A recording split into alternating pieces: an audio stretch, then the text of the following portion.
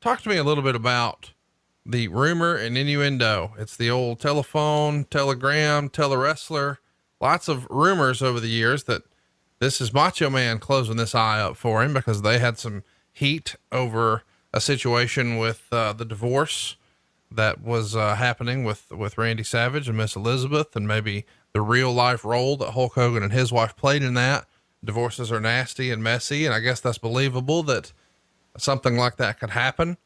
Again, not any implication given that there was any sort of relationship with Elizabeth and Hulk, just saying their wives were friends. You know what I mean? But there's still, Macho Man being this volatile individual who's maybe not so trusting.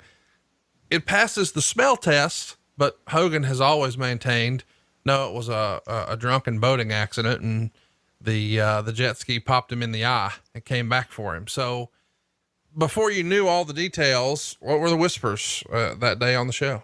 The same old bullshit, some sensationalistic story that the wrestlers could, they all should be bookers, because once they get a little German, hey, you think maybe, hey brother, so that's all it becomes this, another act of fiction. I have no idea what happened. I'm more inclined to believe it was a, jet ski accident, which is not nearly as exotic or nearly as cool or nearly as dirt sheet friendly as Randy Savage popping Hogan and shutting his eye. I doubt that ever happened, quite frankly. I don't know. I wouldn't get on court to swear either way, but if I had to say one way or the other, I would say it was the jet ski and nothing else. Of course, we see Hulk Hogan knock out DiBiase and IRS with the mask that, Beefcake was wearing here. Hogan has DiBiase pinned while Beefcake has IRS pinned. Then Jimmy Hart puts on a referee jacket and counts the fall, hands the belt to Hogan and Beefcake, but the ref comes to and disqualifies them when he sees Jimmy in the ring. Hart threw the ref, out of the ring after the match. And then we see, the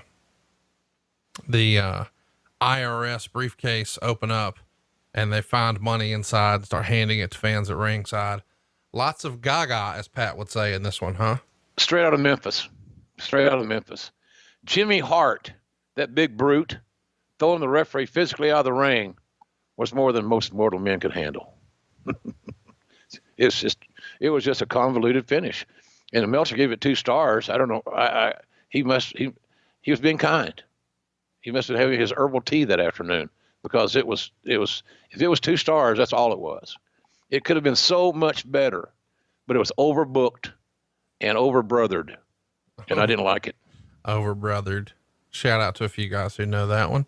On the March 21st edition of WWE Wrestling Challenge, it was mentioned in short, or in story terms, that, the Nasty Boys, Brian Knobbs and Jerry Sags, were in line to face Money Inc. for the titles, but they, quote unquote, stepped aside for Hogan and Beefcake. So we had to have a reason to give these guys a shot at the title. Of course, we know the storyline reason they have an issue, but why would the tag titles be on the line? Well, because the Nasties gave them the shot. Let's keep it going. Lex Luger and Mr. Perfect, they go 10 minutes, 56 seconds. This gets a star and a quarter.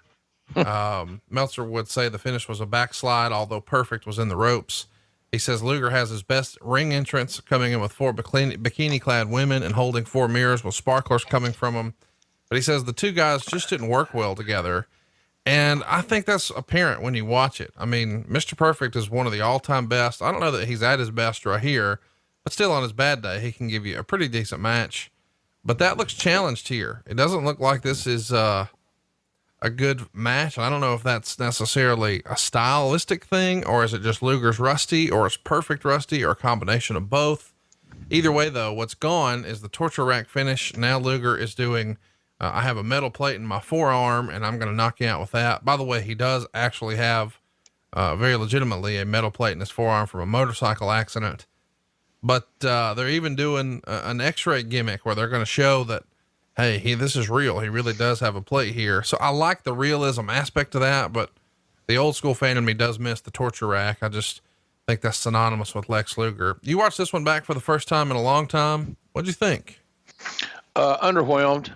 Goddamn, I'm sounding negative when they showed it. I don't mean to be, folks. I mean, it's one of the most important key days of my career, being a part of WrestleMania 9. But we got to be honest about this thing. And why not? It's a nice trend to have in pro wrestling, a little honesty occasionally. It wasn't a great card. It looked great on paper. The guys that booked the card, Vince and Pat and Bruce, on paper, it looked like a excellent attraction. But the matches did not deliver to their capabilities. Like I said, and the finishes are part of that. The convoluted finishes with, Beefcake is average worker at best. Hogan had his issue with the face deal. DiBiase's coming off of surgery.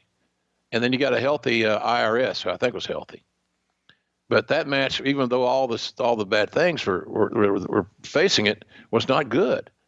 You go back to Backlund and the Razor, not good. Did it look good on paper? Yeah, it's interesting. Get a laugh out of it. Oh, there's a bad guy. He's a good new heel, and it's all common sense. So get the new heel, a win over one of the greatest baby faces in the history of WWE, the immortal Bob Backlund. It shit the bed. So, and I think that's the same thing here. Lex did not have the nature to work with on a big match. And as much as I love Curt Hennig, I love working with him as a broadcaster. I think he was one of the most gifted in-ring performers I have ever seen in my life. But Curt Hennig was not Ric Flair. And Lex Luger on that stage at WrestleMania needed Ric Flair, and he wasn't there. So I thought the match was a disappointment, quite frankly, because they both could have had better outings. But again, why do we? Maybe Hall should have worked with Perfect. In hindsight. But right. Bottom line, it wasn't a very good outing. And the hits just keep on coming because the next match was not a very good outing. Before we get there, let's talk about Lex's presentation here. Of course, Vince wants to change everything that somebody else was doing. So he can't just come in as the total package Lex Luger. He comes in as the narcissist. Eventually he pivots from there and decides Lex shouldn't be a heel. He should be our next Hulk Hogan. He should be our next babyface. So they go with the great American version of Lex Luger during the Lex Express tour. What'd you think of the narcissist gimmick? And, why do you think Vince was so averse to just going with what we knew with these guys? Insecurity. He had to be the creator of everything. And, unless you get a talent like Austin or The Rock, who's going to create their own image and going to let their image evolve in their own view, in their own vision. That's what you get. You get plumbers and you get truck drivers and you get trash men and you get all these things. And then you get a narcissist. And to be quite frank about it, and I don't mind to speak to my ignorance sometimes, what the fuck does narcissist mean? If you ask an average wrestling fan in that era, give me your definition in 25 words or less of a narcissist. Well, it wouldn't take them 25 words to tell you I ain't got a goddamn clue. So it was just like are you kidding? So the narcissist, that's someone who is in love with themselves. We all knew that about Lex over the years, but nobody ever thought it was going to draw any money. And guess what? It didn't. Hey, it's Conrad Thompson. Thanks for checking out the podcast here on YouTube. Be sure to hit the subscribe button and the notifications bell so you get a notice anytime we upload some new content. And go save yourself some money right now. If you're in a 30-year loan or you have credit card debt, it's not a matter of if I can save you money. It's a matter of how much. Find out right now for free at SaveWithConrad.com.